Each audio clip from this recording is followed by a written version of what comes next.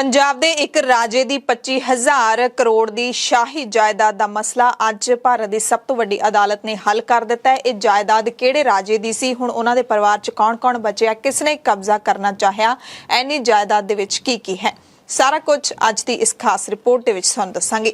सब तो पहला फैसले दी गल सुना दिंदे हां। देश दी सर्वोच्च अदालत सुप्रीम कोर्ट ने फरीदकोट रियासत दे महाराजा हरिंदर सिंह बराड़ दी वसीयत नूं गैर कानूनी मंनदिआं वसीयत दे आधार ते बने ट्रस्ट नूं खत्म कर दिता है। सुप्रीम कोर्ट ने फैसले दे विच फरीदकोट रियासत दी कुल जायदाद नूं महाराजा हरिंदर सिंह बराड़ दे परिवार विच वंडण दे हुकम दित्ते ने। 25,000 करोड़ रुपये तो वध दी जायदाद हुण तक महारावल खेवाजी ट्रस्ट सांभ रिहा सी।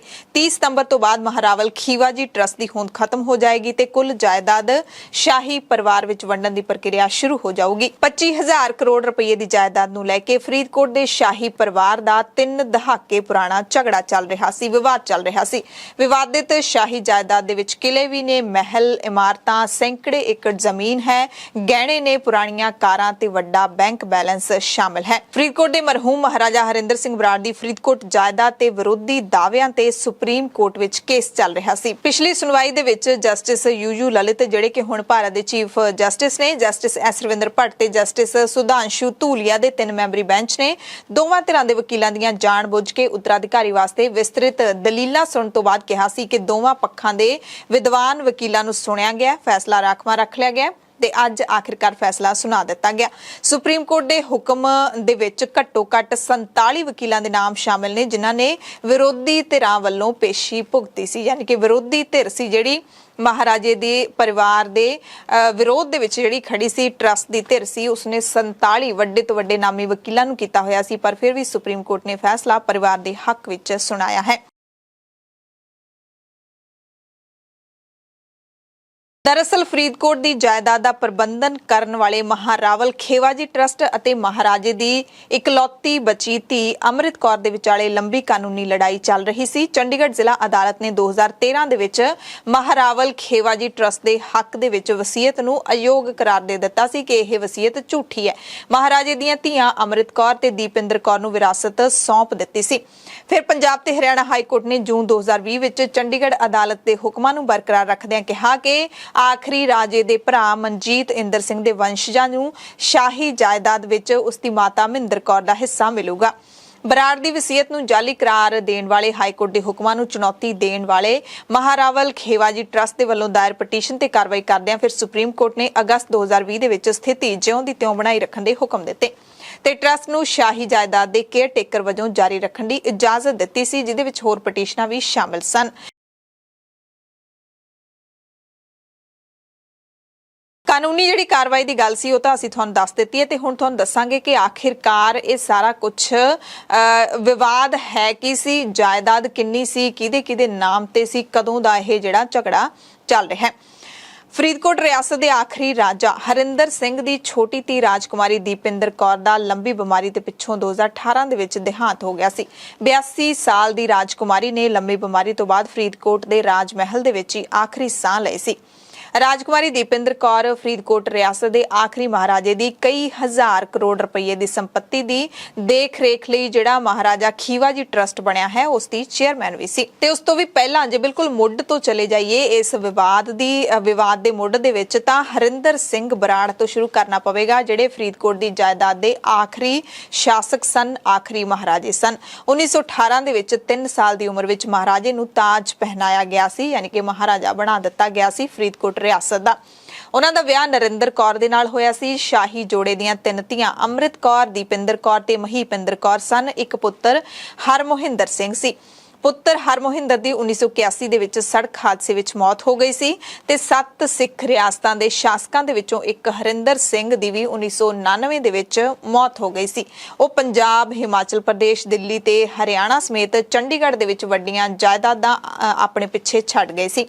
फिर उन्हां दी धी महीपिंदर कौर दी भी मौत हो गई सी। दीपिंदर कौर जिहड़ी धी सी ओदी कानूनी लड़ाई लड़दियां ही मौत हो गई सी ते हुण कल्ली अमृत कौर बची है जिहड़ी कि चंडीगढ़ रहिंदी है ते सारी जायदाद है जिहड़ी हुण अमृत कौर दी हो गई है सुप्रीम कोर्ट दे हुक्मां तो बाद। ਜਾਇਦਾਦ ਦਾ ਵਿਵਾਦ ਅਕਤੂਬਰ 1999 ਦੇ ਵਿੱਚ ਜਦੋਂ ਹਰਿੰਦਰ ਸਿੰਘ ਬਰਾੜ ਦੀ ਮੌਤ ਹੋਈ, ਮਹਾਰਾਜੇ ਦੀ ਮੌਤ ਹੋਈ, ਉਸ ਤੋਂ ਤੁਰੰਤ ਬਾਅਦ ਇੱਕ ਵਸੀਅਤ ਸਾਹਮਣੇ ਆਉਣ ਤੋਂ ਬਾਅਦ ਸ਼ੁਰੂ ਹੋਇਆ ਸੀ ਤੇ ਉਸ ਵਸੀਅਤ ਦੇ ਵਿੱਚ ਲਿਖਿਆ ਹੋਇਆ ਹੈ ਕਿ ਮਹਾਰਾਜੇ ਨੇ ਆਪਣੀ ਸਾਰੀ ਜਾਇਦਾਦ ਮਹਾਰਾਵਲ ਖੇਵਾਜੀ ਟਰਸਟ ਨੂੰ ਸੌਂਪ ਦਿੱਤੀ ਹੈ ਤੇ ਉਸ ਟਰਸਟ ਦੀ ਮੁਖੀ ਉਹਨਾਂ ਦੀ ਧੀ ਦੀਪਿੰਦਰ ਸੀ। 2018 ਦੇ ਵਿੱਚ ਚੰਡੀਗੜ੍ਹ ਦੀ ਇੱਕ ਅਦਾਲਤ ਨੇ ਟਰਸਟ ਨੂੰ ਰੱਦ ਕਰਨ ਤੇ ਧੀਆਂ ਨੂੰ ਜਾਇਦਾਦ ਦੇਣ ਤੋਂ ਬਾਅਦ ਜਾਇਦਾਦ ਦਾ ਵਿਵਾਦ ਹਾਈ ਕੋਰਟ ਤੱਕ ਪਹੁੰਚ ਗਿਆ ਸੀ ਤੇ ਹਾਈ ਕੋਰਟ ਤੋਂ ਬਾਅਦ ਫਿਰ ਹੌਲੀ-ਹੌਲੀ ਸੁਪਰੀਮ ਕੋਰਟ ਪਹੁੰਚ ਗਿਆ ਤੇ ਹੁਣ ਆਖਿਰਕਾਰ ਸੁਪਰੀਮ ਕੋਰਟ ਨੇ ਪਰਿਵਾਰ ਦੇ ਹੱਕ ਵਿੱਚ ਫੈਸਲਾ ਸੁਣਾ ਦਿੱਤਾ ਹੈ। ਦਾ ਤੇ ਕੀ ਕੁਝ ਲੱਗਿਆ ਹੋਇਆ ਸੀ 25,000 ਕਰੋੜ ਦੀ ਜਾਇਦਾਦ ਦੇ ਵਿੱਚ ਆਖਿਰਕਾਰ ਕੀ ਕੁਝ ਹੈ ਉਹ ਅਸੀਂ ਹੁਣ ਤੁਹਾਨੂੰ ਦੱਸ ਦਿੰਦੇ ਹਾਂ। ਹਿੰਦੁਸਤਾਨ ਟਾਈਮਜ਼ ਦੀ ਰਿਪੋਰਟ ਦੇ ਵਿੱਚ ਛਪਿਆ ਹੋਇਆ ਕਿ ਸ਼ਾਹੀ ਦੌਲਤ ਦੇ ਵਿੱਚ 4 ਸੂਬੇ ਪੰਜਾਬ, ਹਿਮਾਚਲ ਪ੍ਰਦੇਸ਼, ਦਿੱਲੀ ਤੇ ਹਰਿਆਣਾ ਤੇ ਨਾਲ ਹੀ ਰਾਜਧਾਨੀ ਚੰਡੀਗੜ੍ਹ, ਇੱਥੇ ਚੱਲ ਤੇ ਅਚਲ ਜਾਇਦਾਦ ਸ਼ਾਮਿਲ ਹੈ। ਰਾਜ ਮਹਿਲ ਫਰੀਦਕੋਟ ਦਾ ਇਹ ਵੀ ਉਹਨਾਂ ਦੇ ਨਾਮ ਹੈ। 14 ਏਕੜ ਦੇ ਵਿੱਚ ਫੈਲਿਆ ਹੋਇਆ ਇਹ ਸ਼ਾਹੀ ਨਿਵਾਸ ਹੈ ਜਿਹੜਾ ਕਿ 1885 ਦੇ ਵਿੱਚ ਬਣਾਇਆ ਗਿਆ ਸੀ। ਹੁਣ ਪੈਲੇਸ ਦੇ ਮੈਦਾਨ ਦੇ ਇੱਕ ਹਿੱਸੇ ਤੇ 150 ਬਿਸਤਰਿਆਂ ਦਾ ਇੱਕ ਚੈਰੀਟੇਬਲ ਹਸਪਤਾਲ ਵੀ ਬਣ ਗਿਆ।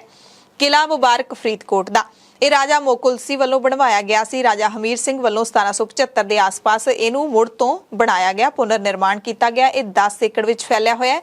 ਮੌਜੂਦਾ ਜਿਹੜੀ ਇਮਾਰਤ ਹੈ ਉਹ 1890 ਦੇ ਆਸ-ਪਾਸ ਬਣਾਈ ਗਈ ਸੀ। ਇੱਕ ਹੈ ਨਵੀਂ ਦਿੱਲੀ ਦੇ ਵਿੱਚ ਫਰੀਦਕੋਟ ਹਾਊਸ, ਕੋਪਰਨਿਕਸ ਮਾਰਗ ਤੇ ਦਿੱਲੀ ਦੇ ਵਿੱਚ ਪ੍ਰਮੁੱਖ ਜ਼ਮੀਨ, ਬਹੁਤ ਹੀ ਮਹਿੰਗੀ ਜ਼ਮੀਨ ਦੇ ਇੱਕ ਟੁਕੜੇ ਤੇ ਸਥਿਤ ਇਹ ਵਰਤਮਾਨ ਦੇ ਵਿੱਚ ਕੇਂਦਰ ਸਰਕਾਰ ਨੂੰ 17.5 ਲੱਖ ਰੁਪਏ ਦੀ 1 ਸਾਲ ਦੀ ਲੀਜ਼ ਤੇ ਦਿੱਤਾ ਹੋਇਆ। ਬਹੁਤ ਹੀ ਘੱਟ ਕਿਰਾਏ ਦੇ ਵਿੱਚ ਆਪਾਂ ਕਹਿ ਸਕਦੇ ਹਾਂ ਕਿ ਦਿੱਤਾ ਹੋਇਆ। 9 ਸਾਲ ਪਹਿਲਾਂ ਇਹਦੀ ਕੀਮਤ 1200 ਕਰੋੜ ਰੁਪਏ ਸੀ, ਹੁਣ ਕਿੰਨੇ ਕਰੋੜ ਰੁਪਏ ਹੋ ਗਈ ਹੋਏਗੀ ਆਪਾਂ ਸਮਝ ਸਕਦੇ ਹਾਂ। ਚੰਡੀਗੜ੍ਹ ਦੇ ਵਿੱਚ ਮਨੀ ਮਾਜਰਾ ਕਿਲਾ ਹੈ, 300 ਸਾਲ ਪੁਰਾਣਾ ਕਿਲਾ, 4 ਏਕੜ ਦੇ ਵਿੱਚ ਫੈਲਿਆ ਹੋਇਆ। ਇਹ ਵੀ ਮਹਾਰਾਜੇ ਦੀ ਜਾਇਦਾਦ ਹੈ। ਤੇ ਇੱਕ ਹੋਰ ਜਾਇਦਾਦ ਸ਼ਿਮਲਾ ਦੇ ਮਸ਼ੋਬਰਾ ਦੇ ਵਿੱਚ ਹੈ, ਫਰੀਦਕੋਟ ਹਾਊਸ ਇਸ ਦਾ ਨਾਮ ਹੈ।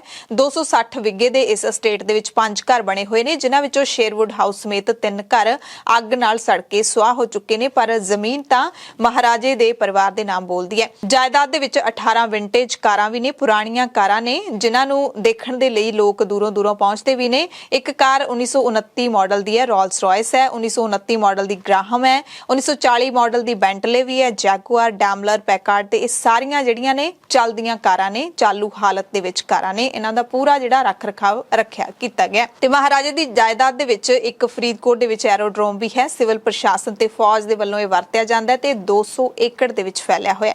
ਤੇ ਇਹਨਾਂ ਸਾਰੀਆਂ ਚੀਜ਼ਾਂ ਤੋਂ ਇਲਾਵਾ ਸੋਨੇ ਦੇ ਗਹਿਣੇ ਤੇ ਹੋਰ ਵੀ ਗਹਿਣੇ ਜਿਹੜੇ ਨੇ ਉਹ ਮਹਾਰਾਜੇ ਦੀ ਜਾਇਦਾਦ ਦੇ ਵਿੱਚ ਸ਼ਾਮਿਲ ਨੇ, ਜਿਨ੍ਹਾਂ ਦੀ ਕੀਮਤ 1000 ਕਰੋੜ ਰੁਪਏ ਬਣਦੀ ਹੈ। ਤੇ ਇਸ ਵਕਤ ਇਹ ਸਾਰੇ ਗਹਿਣੇ ਨੇ ਜਿਹੜੇ ਉਹ ਮੁੰਬਈ ਦੀ ਸਟੈਂਡਰਡ ਚਾਰਟਰਡ ਬੈਂਕ ਦੇ ਵਿੱਚ ਰੱਖੇ ਹੋਏ ਨੇ। ਮਹਾਰਾਜੇ ਦੀ ਜਾਇਦਾਦ ਦੇ ਵਿੱਚ ਕੈਸ਼ ਵੀ ਸ਼ਾਮਿਲ ਹੈ। ਬੈਂਕਾਂ ਦਾ ਕੈਸ਼, ਉਹ ਕੈਸ਼ ਕਿੰਨਾ ਹੈ ਇਸ ਦੀ ਜਾਣਕਾਰੀ ਸਾਨੂੰ ਨਹੀਂ ਮਿਲ ਸਕੀ। ਸੋ ਕੁੱਲ ਮਿਲਾ ਕੇ ਸਾਰੀ 25,000 ਕਰੋੜ ਦੀ ਜਾਇਦਾਦ ਹੈ, ਜਿਹੜੀ ਕਿ ਮਹਾਰਾਜੇ ਦੀ ਬਚੀ ਇੱਕੋ ਇੱਕ ਧੀ ਅੰਮ੍ਰਿਤ ਕੌਰ ਦੀ ਹੁਣ ਜਾਇਦਾਦ ਹੈ। ਸੁਪਰੀਮ ਕੋਰਟ ਨੇ ਇਸ ਫੈਸਲੇ ਤੇ ਮੋਹਰ ਲਾ ਦਿੱਤੀ ਹੈ। ਖਾਸ ਰਿਪੋਰਟ ਦੇਖਣ ਵਾਲੇ ਸਾਰੇ ਦਰਸ਼ਕਾਂ ਦਾ ਧੰਨਵਾਦ।